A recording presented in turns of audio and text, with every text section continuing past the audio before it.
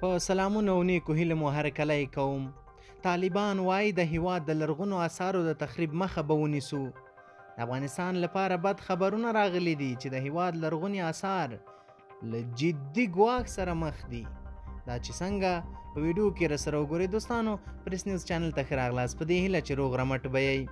زموږ چینل در سره ضرور سبسکرایب کړئ. طالبان وایي د هیواد د لرغونو آثارو د تخریب مخه به ونیسو. د اسلامي امارات ویان د حکومت د هیواد د لرغونو آثارو له منځه وړلو ته به اجازه ورنه کړي او د ویجاړو یې مخه به یې ونیسي. د اطلاعات او کلتور وزارت مرستیال او د طالبانو د حکومت ویان ذبیح الله مجاهد وایي طالبان پوهیږي چې د لرغونو آثارو ساتنه او پالنه کیږي او د ویجاړو یې مخه به یې نیول کیږي. تیر ځل د طالبانو په لومړۍ دوره کې د بودا مجسمې ترڅنګ ځینې نور لرغوني آثار هم له منځه وړل شوي وو، خو دا ځل نه غواړي د تیر ناکامه تجربه تکرار شي. طالبانو کلک هوډ کړی دی چې دغه شیانو مخه به نیسي.